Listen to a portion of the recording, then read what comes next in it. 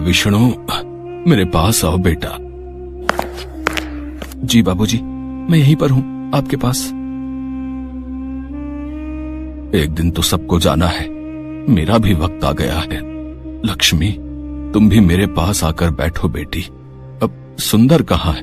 भैया रास्ते में है बाबूजी, बस पहुंचते ही होंगे। वो भी आ जाता तो ठीक रहता।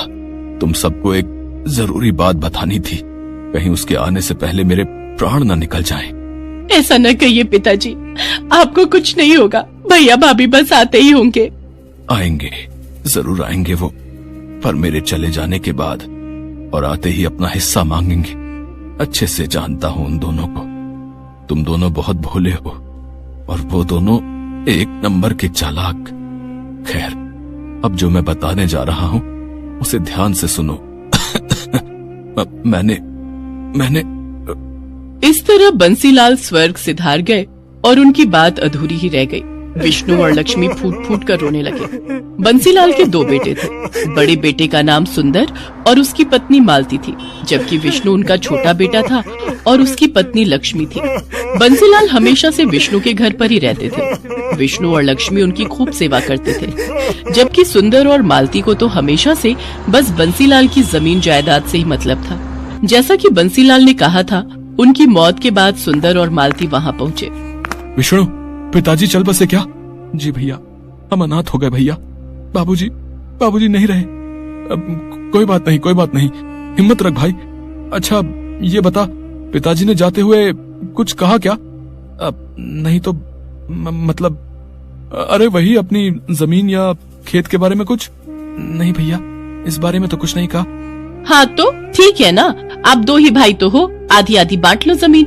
भाभी, अभी पिताजी का देहांत हुआ है, ये सब बातें बाद में भी तो हो सकती हैं। हाँ, तो मैं कौन सा बिल्कुल अभी कागज पत्तर मांग रही हूँ। सुंदर और मालती एक नंबर के लालची थे। सुंदर बहुत पहले ही पैसे कमाने के चक्कर में शहर चला गया था और शहर में रहकर उसने अच्छा खासा पैसा भी कमा लिया था, जबकि विष्णु सिर्फ इसलिए गांव में रहा ताकि वो अपने पिता की देखभाल कर सके और खेती बाड़ी संभाल सके। इस तरह से सुंदर के मुकाबले विष्णु हमेशा से ही गरीब ही रहा। लेकिन इस बात का न तो विष्णु को कोई अफसोस था और न ही उसकी पत्नी लक्ष्मी को।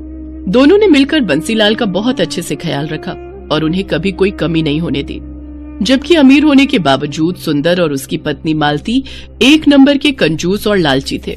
उन्होंने जीते जी तो कभी बंसीलाल की सुध नहीं ली, लेकिन अब उनके देहांत के बाद अपना हिस्सा मांगने जरूर पहुंच गए थे। विष्णु, अब तो सारे काम निपट गए हैं और मेरी छुट्टी भी खत्म होने वाली है। तो आओ, अब जरा बंटवारा कर लेते हैं। भैया, बंटवारा करना जरूरी है क्या? और नहीं तो क्या विष्णु भैया, आप तो रहते हो गांव में, अपनी जमीन की देखरेख कर ही लोगे, पर हम शहर से कहाँ आते रहेंगे बार बार? इतना टाइम थोड़ी ही होता है हमारे पास।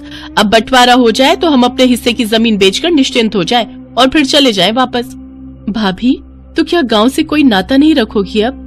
अब यहाँ गांव में है ही क्या लक्ष्मी? पहले पिताजी थे तो फिर भी आना जाना हो जाता था, अब क्या ही करना है यहाँ आकर? मालती और सुंदर ने जिद ठान ली थी कि बंटवारा तो होकर रहेगा। और फिर बंटवारे से ठीक एक दिन पहले, सुनो जी। हाँ बताओ। मेरे पास एक कमाल का आइडिया है। अगर हम कुछ ऐसा करें कि विष्णु अपनी जमीन भी हमें बेच दे तो कैसा रहेगा? पर वो अपने हिस्से की जमीन हमें क्यों बेचेगा? और हम क्या करेंगे इतनी सारी जमीन का भाई?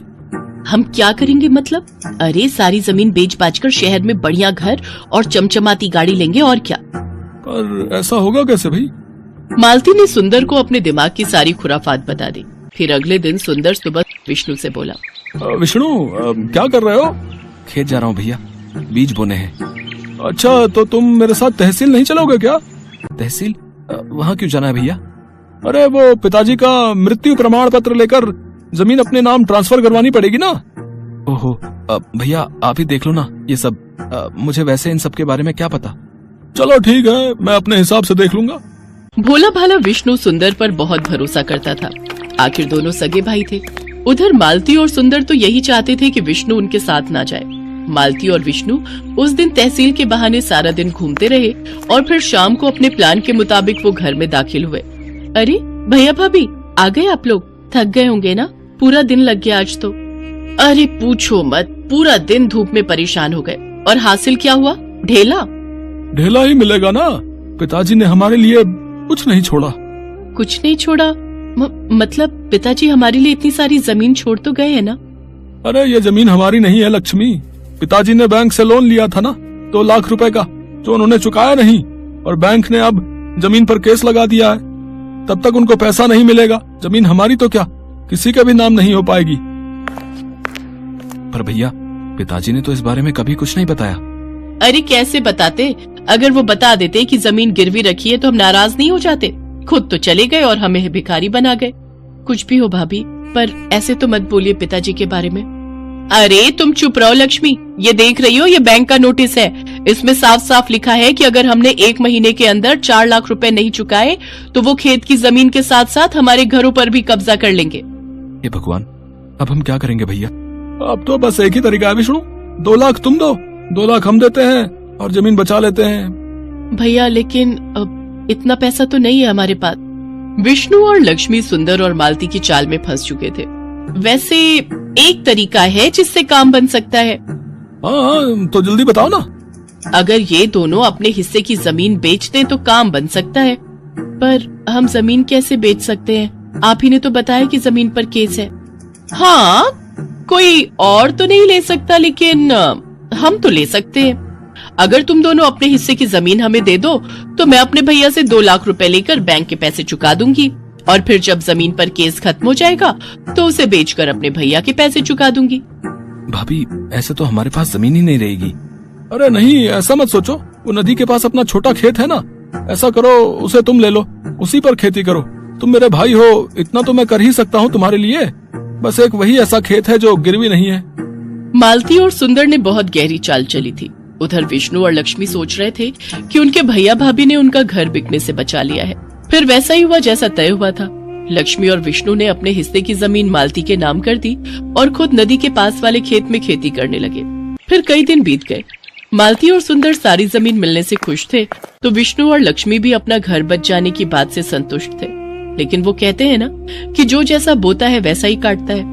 एक दिन सुबह सुबह नदी के पास वाले खेत में, लक्ष्मी, लक्ष्मी, जल्दी इधर आओ। क्या हुआ जी? ये देखो, खेत में जुताई करते हुए मुझे क्या मिला? जुताई में विष्णु को एक लोहे का बक्सा मिला था जिसमें ढेर सारे सोने के सिक्के भरे हुए थे। तो वहीं दूसरी तरफ ठीक उसी वक्त शहर में मालती के घर की घंटी बजी। ये घर सुंदर का है? जी हाँ, आप कौन? हम लक्ष्मी सागर बैंक से आए हैं।